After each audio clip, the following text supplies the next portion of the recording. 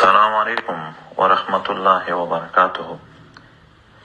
ښاغلی نظر محمد صاحب، ښاغلی عبدالرحمن صاحب، تاسو ته، ستاسو کورنۍ مشرانو کشرانو ته، خپلوانو ته، عزیزانو قریبانو ته او د کاکړ صاحب ملګرو ته، ټولو ته د ډېر دروند ښاغلي بسم الله خان کاکړ صاحب د دنیا څخه په تګ باندې تعزیت، تسلیت او دعا کوم.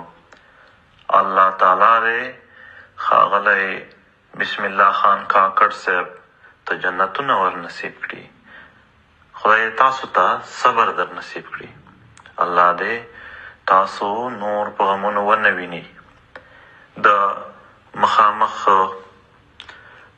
فاتحې، تسلیت، تعزیت مناسبت جوړ نشو، ځکه یو پیغام په صورت کې د تسلیت و تعزیت ته اړ شوم.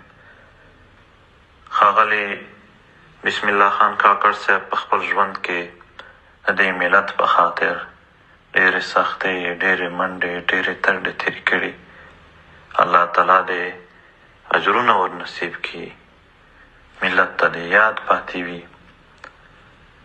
انشاءالله هر کله چې موقع جوړه شوله حتما به بیا مخامخ هم تاسو ته راځم، سره د ټولو ملګرو به راځو او دا تسلیت به بیا هم وړاندې کوو.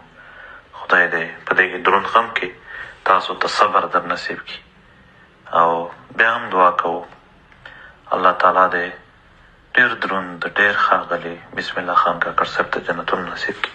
خدای مو په خیر شه لره، آباد اوسئ.